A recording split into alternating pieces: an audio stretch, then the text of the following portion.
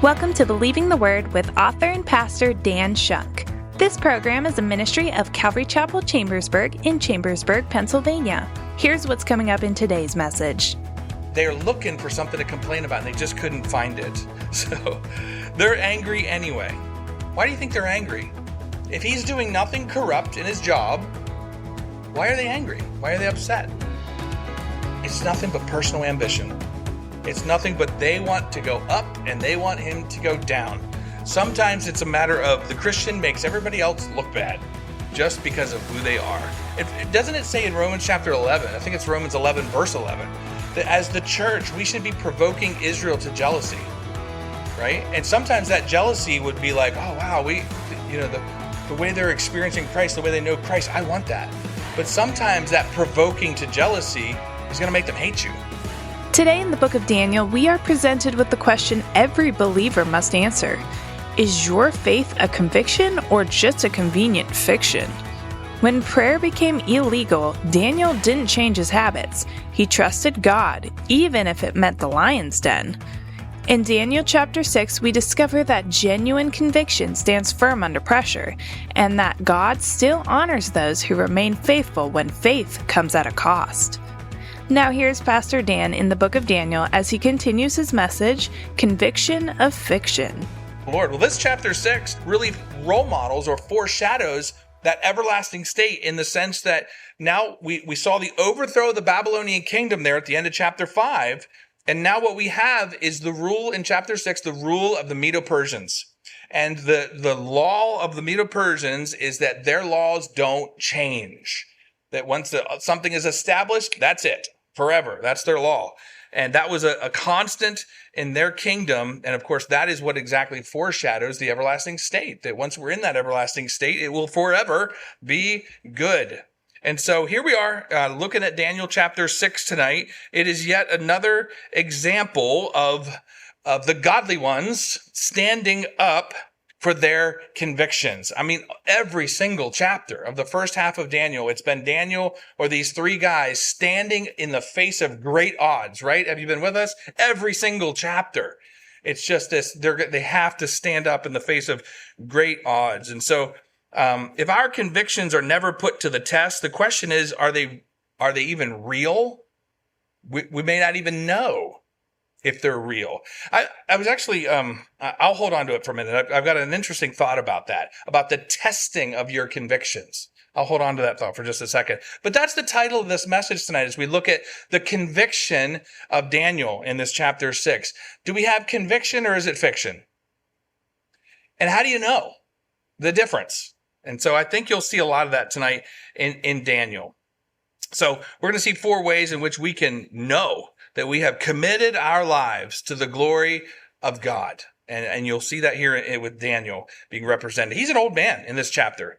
By the time the Medo-Persians take over, Daniel is still there, and he's an old man. He's in his 80s at this point. So let's begin chapter 6 with our first point that we're going to make. Here's the first way we can know if we really do have commitment. Do we bring the Lord into religious and secular affairs? Oh, but I go to church. See, I have a conviction to stand for the Lord.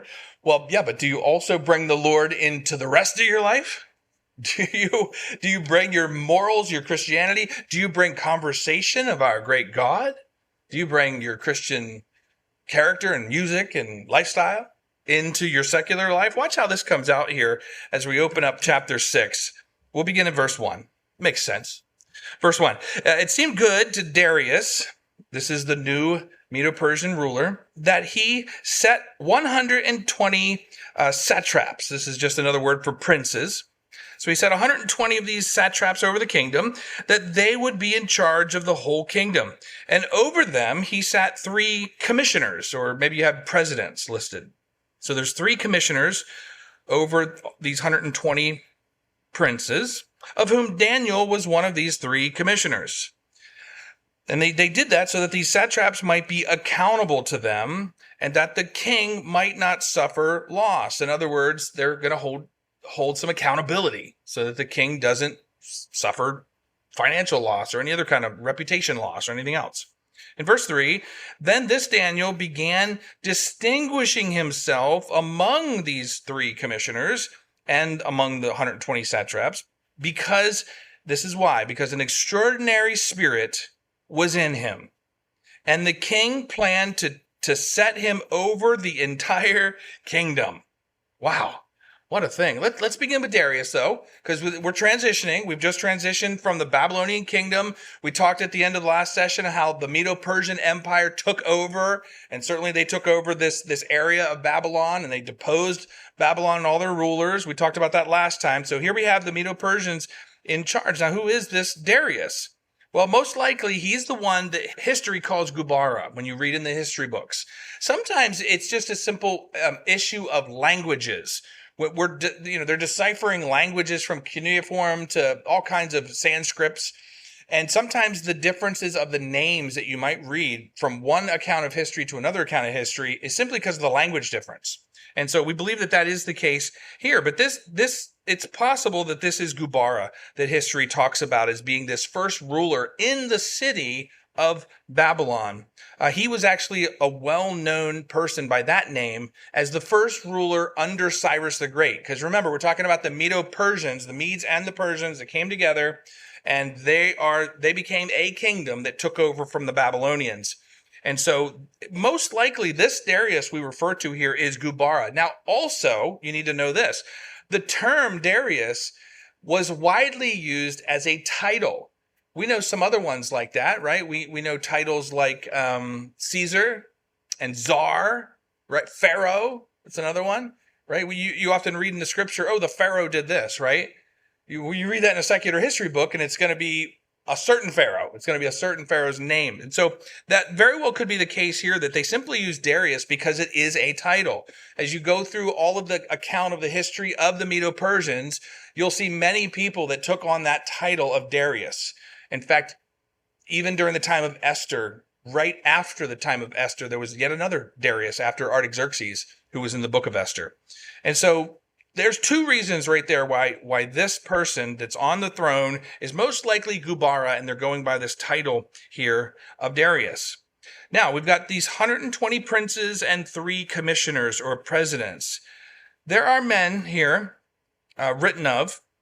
We don't know a ton about their structure, but yet they're very important. There are men, though, in secular history that secular history didn't write about, but yet the Bible does, because it's important to the accounts that the Lord wants to tell us about. So it's possible that this is someone that was actually named Darius, but that secular history just simply doesn't record his name. But most likely this is the one that secular history talks of as Gubara. That's where we're going with this. So there's no reason to be dogmatic. That is what we have here, and there's plenty of ways that this could easily fit with secular history, and that's what matters. Now, I already find a little bit of a parallel here with end times. We don't often talk about numerology and numbers and how there's a consistency with the numbers in Scripture, but 120 princes here, 12 is consistently the number of government in the Scripture, and so 120 just being a multiple of that. And then, of course, 3 is a number for divinity. So you've got sort of this perfect divine government that's being set up here. And so I believe that the Lord did that on purpose. He had the Medo-Persians set up these 12s and 3s to be a foreshadowing of his eternal kingdom in the end of days. And just another little picture there that I think it's important to recognize. So we already begin sort of with this foreshadowing of the divine government to come in the last days. Now it says there specifically in verse 3 that Daniel began to distinguish himself among these rulers, not just amongst the 3, but also amongst the 120. And why? Because an excellent spirit was found in him. He is already in his 80s. He's somewhere between 82 and 86 years old at the time that this is happening. And here he is yet again, being put into a position. And he's probably thinking like, Lord, can I please just spend all of my time, writing now or witnessing for you or spreading you, And the Lord's like, no. I still want you to be bivocational. I still want you to be in secular work. And so here he is still working for the government by which he's under, because they recognize that the Lord is in him. And there's a character, there's an integrity in this man that they can trust. So he has not retired. Not only is he not retired from God's work, he hasn't even retired from secular work yet. Here he is continuing. And I love this in the sense that he is in favor with God and with man. This really is the goal. Have you ever thought about that? So I think sometimes we get so pigeonholed, like we want to be so good at being a Christian, but yet we hate all those other people out there. Yeah, but when I come to church, I love you, and then you have to go to work the next day and you're like, leave me alone, It shouldn't be that way. Daniel is a really great example of one that knew what it was to combine that, have a holistic life where his secular life and his Christian life matched. We see that in our Lord as well. Do you remember in Luke 2 when he's young and he's being raised, and it says how as he's growing up, it says that Jesus was advancing in wisdom and in stature. But look at this. He was also growing in favor with God and with man. His goal wasn't to just show up and tweak everybody meaninglessly. That wasn't the point. Like, he tried to win people over. We've seen that before just in this very book with Daniel, how Daniel tried to be winsome and win people. And I think that's an admirable thing. Paul tells us in Romans, live at peace with all men as much as lies within you. The starting point should be, I want to be at peace with you. Now, you may not make that possible, but I want that. And we should start there. Daniel always starts there. And here he is once again being recognized for his character. Now, how do we do this? How do we grow in favor with God and man? Take a look at this proverb. You might remember actually Proverbs chapter 3, verse 5 and 6. Does anybody remember that? If I start you off, I'm seeing heads shaking. Trust in the Lord with all your heart, lean not on your own understanding. That's a good, look at what happens just before that in verse 3 and 4. The proverb says, do not let loving kindness, or that's mercy, and truth forsake you. But instead, bind them around your neck. Write them on the tables of your heart. And then what? So you will find favor and good insight in the eyes of God and man. Look at that. Seek mercy and truth. Malachi would tell us later, he has shown you, oh man, what is good and what the Lord requires of you. To do justice for yourself, to love mercy for others, and to walk humbly with your God. See, you do that, and you're going to grow in favor with not just God, but with the people around you. Now, they don't always make that possible. I understand that. There's probably going to be somebody that just can't stand your Christianity. I get it. Okay, that's possible. But in a general sense, we should be seeking to grow in favor with God and man. And Daniel has this. These heathens recognize that there is an extraordinary spirit within him. That's amazing. He's doing secular work for a secular government, and yet he has not forsaken his higher call, his higher purpose, his higher priorities. Love it. May we all be like that. May we all think that this is actually possible to do this. Right? Verse 4, then... we were just saying that not everybody will like it. Verse 4, then the commissioners and the satraps began seeking to find a ground of accusation against Daniel in regard to the matters of the kingdom, but they were not able to find any good ground of accusation or evidence of corruption, insomuch as he was faithful, and no negligence or corruption was to be found in him. Wow. They're like, all right, look. He's got to be cheating on his time card. Okay. Look, can you pull the records? All right, I'll pull the record. Okay. I can spy on him when he's out back working with that guy that he hates, and I'll check in on him and I'll see what he's doing. I'm sure he's yelling at him or being mean or something. We'll find something to get him with. They can't find anything. Daniel's secular life is just as godly as when he walks into church, so to say. You understand what I'm saying? Well, that's amazing. This is the goal. This is what we want. We strive for this. His secular character and his ministry life, they all align. He has this character everywhere he goes. There is no divide. I recently heard a pastor say that, there is, I'll use a fake first name. He said, well, there's Pastor Charles and then there's Work Charles. What? What do you mean by that? You mean you allow yourself to be different than the character of a pastor at another time? Wow, what a shame. That wasn't the case for Daniel. We're to live above reproach. We're supposed to live in such a way that people have a hard time finding an accusation against us, right? And if they find one, may it be one that we've already apologized for. And then we could say, you can't hold that one over me. I already asked for forgiveness. I already recognize that one is wrong. You know, people try to do that with church history all the time. They're going to try to say, your Christianity's garbage because of those things church history did. You murdered people at the Crusades. And you know what you should say about that? You're right. That was wrong. That shouldn't have happened. Christ never called for that. Just admit it. Not that we personally asked for forgiveness on that one, because that wasn't us that did that, so we don't have to ask forgiveness, but you get the point. If they find something against you, may it be something that you could say, yeah, you're right, and I already asked them for forgiveness for that. That's washed by the blood of Christ. That's behind me. You can't hold that over my head anymore. That's how Christ works. He forgives us. I can move on. And so they can find nothing wrong with Daniel. What an amazing thing. I want to give you 2 verses about this. Some of the things Paul said in the New Testament I think are very interesting. Now look, 1 Timothy chapter 3. Is this written for elders and bishops and pastors and overseers? Absolutely. But should not everyone strive for these wonderful characteristics? Take a listen to this in 1 Timothy chapter 3, verse 2. An overseer then must be above reproach. Not able to be reproached is the idea. And then it goes on to give more qualifications. The husband of one wife, temperate, sensible, respectable, hospitable, apt to teach, and all these things. But one of the things that a leader should strive for, we want to be leaders. We want to be seen as, hey, follow me, I'll lead you to Christ, right? We want to be above reproach. We want to be people that you can't complain about.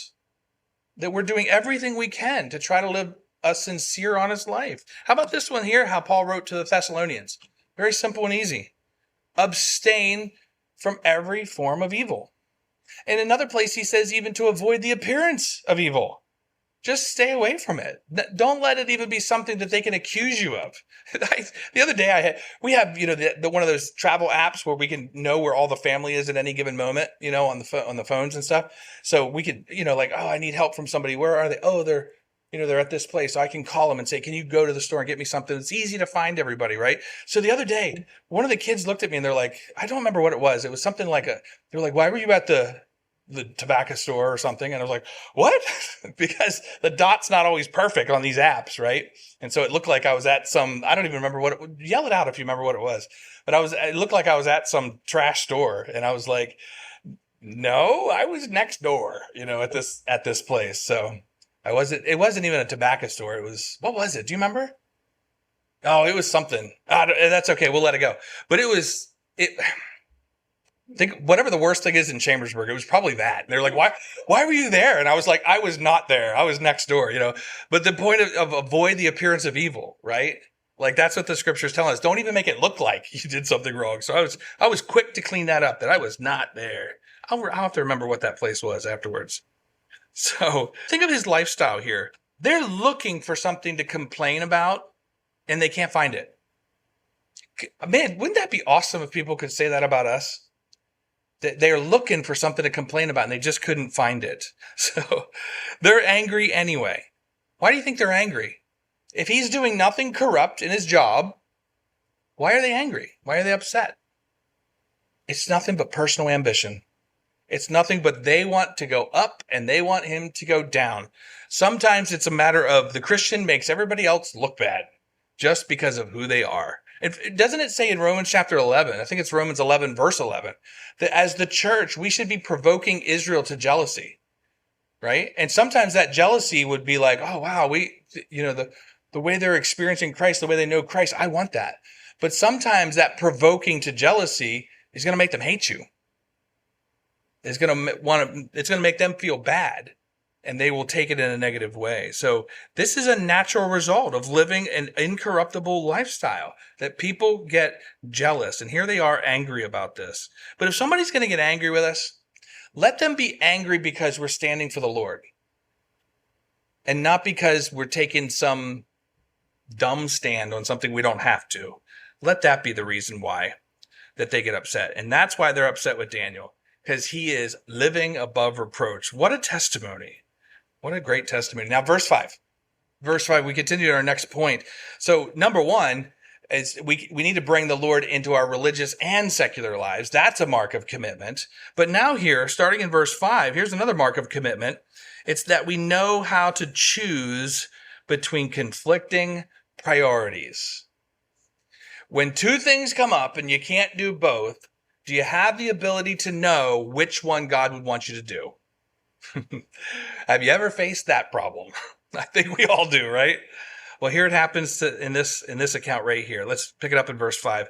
Then these men said, "We will not find any grounds of accusation against Daniel unless we find it against him with regards to the law of his God." There you go. If they can't get him to sin against God or man, then all they have to do is get the priorities to conflict, to get God and man to disagree. And that's exactly what they're going to attempt to do. Didn't they try the same thing against Jesus in the New Testament? Do you remember one of the times they tried that was the taxes example? They're like, well, let's see. So we're not going to be able to get him to say anything bad about the law. So let's try to make the law of the Romans that we're under conflict with the law of God. And so they brought up the tax example, right? And we won't go through all that right now. You can go take a look at that later on. I'll give you just a little short part of it, though. Maybe that's the punchline of it. Okay. They say to him, "Is it lawful for us to pay taxes to Caesar or not?" But he knew they were trying to trick him in conflicting priorities. So he perceived their craftiness and he said to them, "Well, show me a coin, a denarius. Whose likeness and inscription does it have?" And they said, "It's Caesar's." And he said to them, "Then give to Caesar the things that belong to Caesar, and give to God the things that belong to God." What did he do? He said, they don't conflict at all. They don't conflict at all. I can do both. We can do all of it. I think too many times we come up with these strange things where I have to stand for God. Well, no, maybe you can do both. Maybe you can do both. Ask that question first.